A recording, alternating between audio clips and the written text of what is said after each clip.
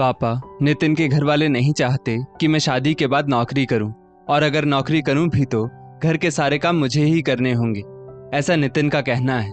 इसलिए मैं नितिन से शादी नहीं करना चाहती। स्वरा अपने पिता गिरधारी जी से बोली। गिरधारी जी बोले, बेटा, अभी तेरी पढ़ाई का अंतिम वर्ष चल रहा है और तेरी नितिन से सगाई हुए 3 महीने ही तो हुए हैं। हो सकता है कि शादी के बाद नितिन के घर वाले तेरी नौकरी के लिए मान जाए और तुझे घर के काम भी ना करने पड़े। स्वरा बोली, नहीं पापा, ऐसा कुछ नहीं होगा। नितिन ने मुझे साफ साफ कह दिया है कि नौकरी करोगी तो भी घर के काम तो तुम्हें करने ही होंगे। वो कह रहा था शादी के बाद मुझे चूल्हा चौका करना ही पड़ेगा। स्वरा की माँ कावेरी जी बोली, ये कैसी सोच है नितिन के घर वालों की।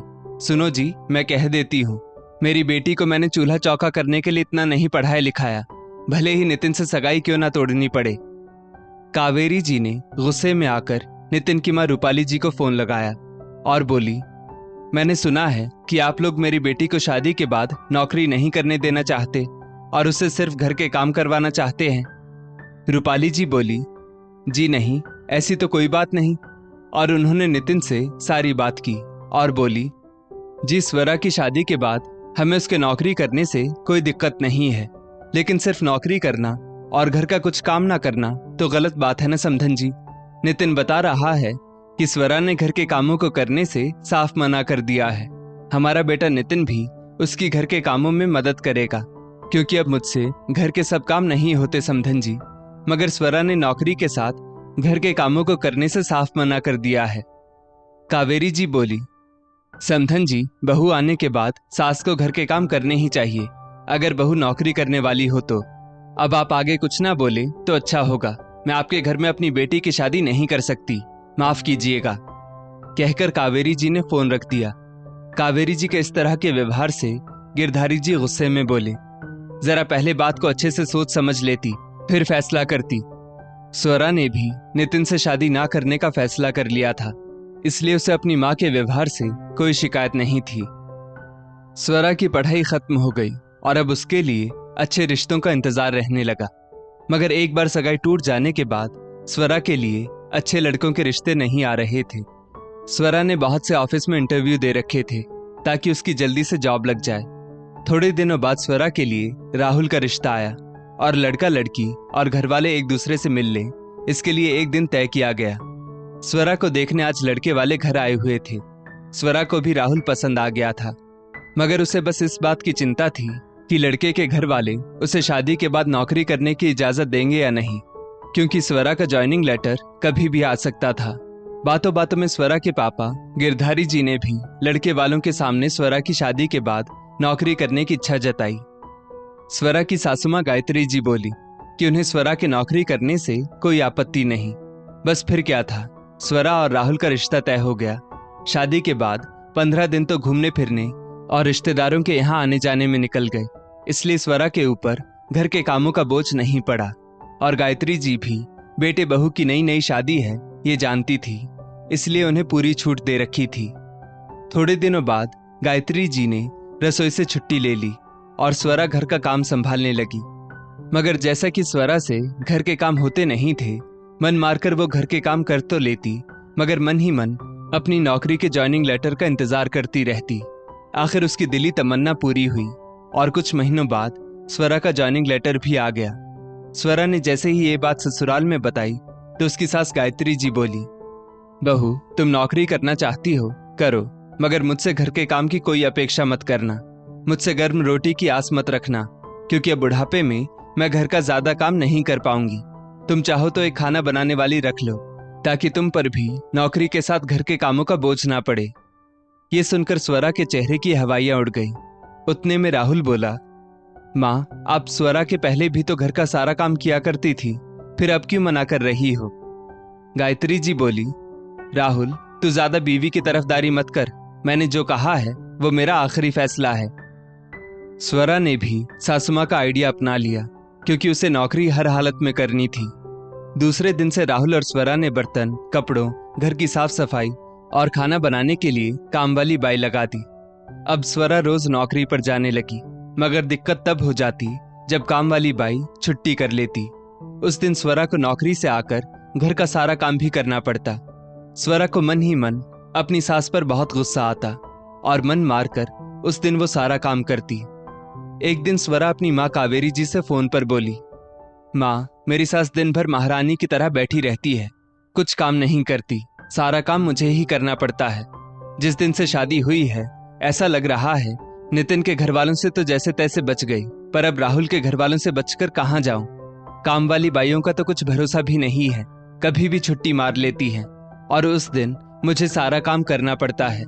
माँ, तुम भाई की शादी के बाद भाभी के साथ ऐसा सौतेला व्यवहार मत करना। भाभी भी तो नौकरी करने वाली होंगी, उन्हें पूरा आराम देना, वरना बेचारी भाभी की हालत भी मेरे जैसी हो जाएगी।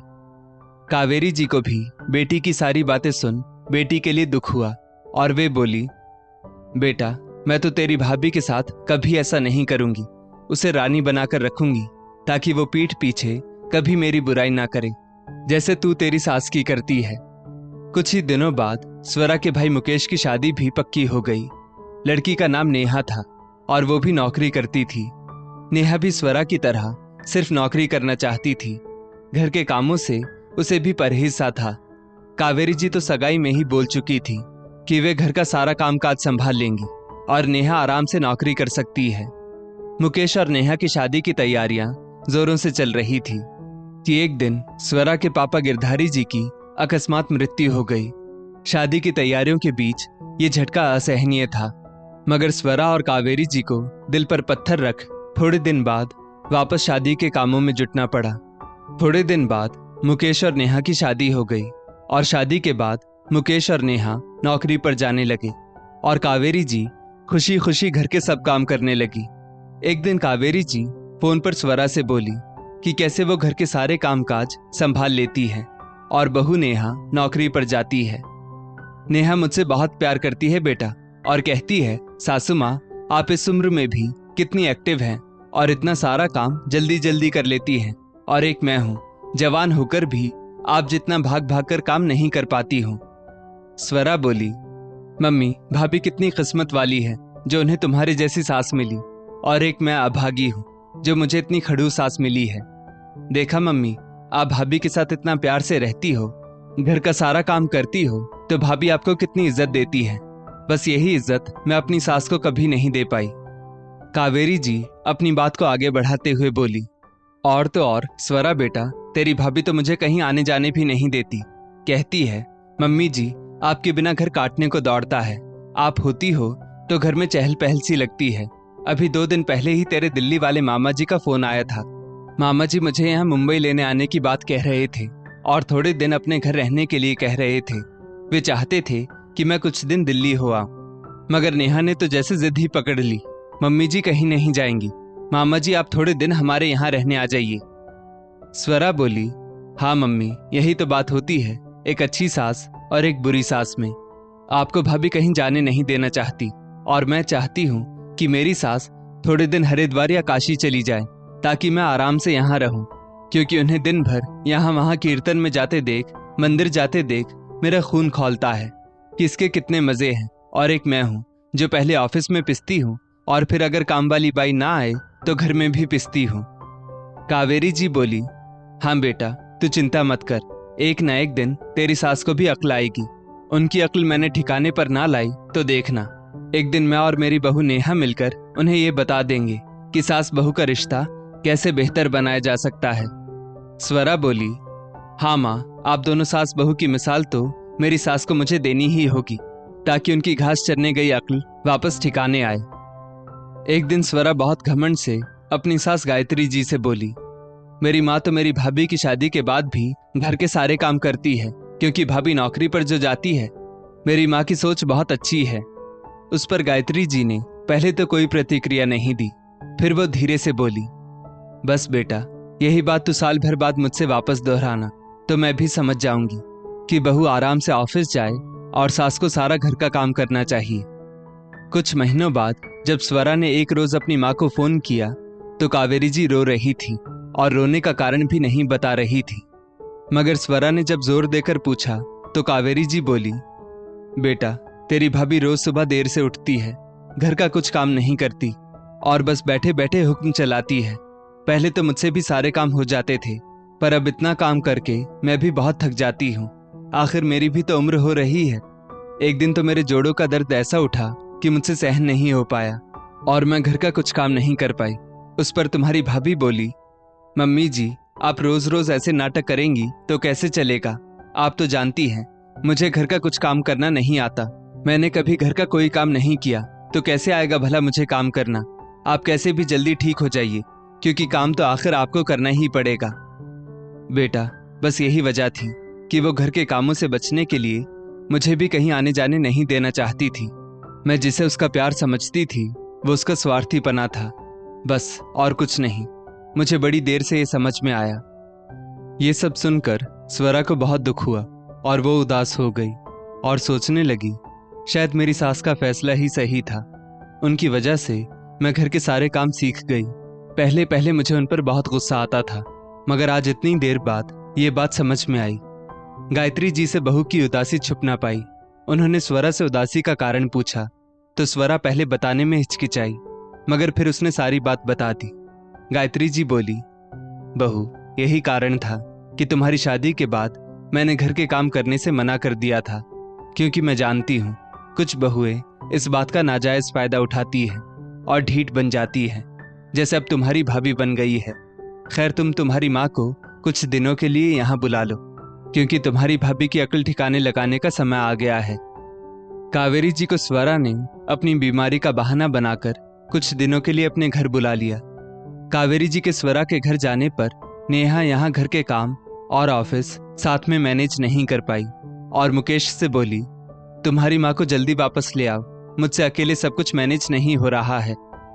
मुकेश स्वरा को फोन कर माँ को वापस भेजने की बात करता है तो स्वरा भैया भाभी से अपने घर आने को कहती है। मुकेश और नेहा कावेरी जी को लेने स्वरा के घर आते हैं। तब गायत्री जी स्वरा से एक नाटक रचने के लिए कहती है। भाई भाभी के आने पर स्वरा अपनी माँ से कहती है, माँ, भाई भाभी के लिए पानी ले आओ। कावेरी जी पानी लेकर आती है।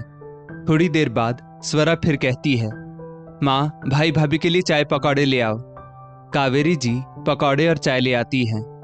मुकेश बोला, स्वरा, तुमने कहा था तुम्हारी तबीयत खराब है, मगर तुम तो भली चंगी दिखाई दे रही हो और बैठे बैठे माँ को ऑर्डर दिए जा रही हो।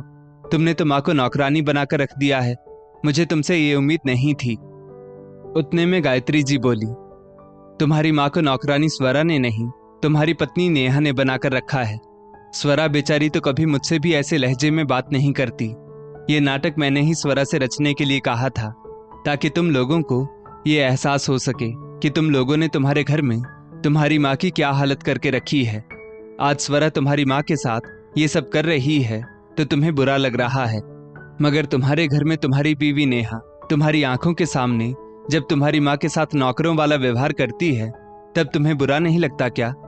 तुम्हारी जवान पत्नी तुम्हारी बूढ़ी माँ से घर का सब काम करवाती है, तब तुम्हें बुरा नहीं लगता क्या? पैसे बचाने के चक्कर में तुम लोग कामवाली भी नहीं रखते और घर के बड़ों को नौकर बना देते हो। ये सुनकर मुकेश और नेहा शर्म से जमीन में गड़े जा रहे थे और उन्हें अपने आप पर आत्मग्लानि महसूस हो रही थी। दोनों को आज सच में अपने आप पर शर्मिंदगी महसूस हो रही थी।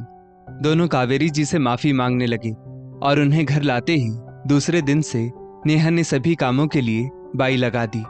स्वरा को ये जानकर खुशी हुई कि अब उसकी माँ को कोई तकलीफ नहीं। वो ये खुशखबरी सुनाने गायत्री जी के पास पहुंची तो देखा गायत्री जी हाथों में नेल पेंट लगा रही थी। उनके पति प्रकाश जी बोले, अब इस उम्र में किसे दिखाना है तुम्हें जो इतना सज सवर रही हो? गायत्री जी बोली, मैं किसी और के लिए नहीं, अपने लिए सजती संवरती हूँ। पहले पूरी उम्र घर गृहस्थी, बच्चों और ससुराल वालों की सेवा में गुजार दी। अब बहू आने के बाद तो कम से कम अपने लिए जियो। स्वरा सोचने लगी, सच ही तो कह रही है मम्मी जी। कम से कम बुढ़ापे में तो इंसान को अपने लिए जीना चाहिए। जिंदगी का वैसे भी क्या भरोसा। और उसकी सास ने जिस चतुराई से उसकी भाभी की अक्ल ठिकाने लगाई थी, उसकी तो बात ही अलग थी। स्वरा अपनी सास के बारे में जितना बुरा सोचती थी उतनी वे थी नहीं, बल्कि वे सारे काम सोच समझकर करने वाली महिला निकली। कहाँ स्वरा ने सोचा था कि उसकी माँ और भाभी उसकी सास की अक्ल ठिकाने लगाएंगी, और हुआ ये कि उसकी सास ने सभी की अक्ल ठिकाने लगाई। आज स्वरा अपनी सास की एहसानमंद थी, जिन्होंने अपने घर के साथ साथ उसका मायका भी संवार दिया था, और उनकी वजह से ही उसकी माँ को भी अब बुढ़ापे में आराम था। दोस्तों, कुछ बहुएं ये सोचती हैं कि उनकी सास भी उनके जितना काम करे, मगर वे ये क्यों नहीं सोचती कि उन्होंने अपनी आधे से ज्यादा उम्र घर गृहस्थी, पति और बच्चों की सेवा में बिता दी। अब बहुओं का फर्ज है कि वे उन्हें आराम दें। इस स्टोरी को लेकर आपकी क्या राय है, नीचे कमेंट करके जरूर बताइएगा, और ऐसी ही और भी बेहतरीन वीडियोस के लिए हमारा पेज जरूर फॉलो करें। धन्यवाद।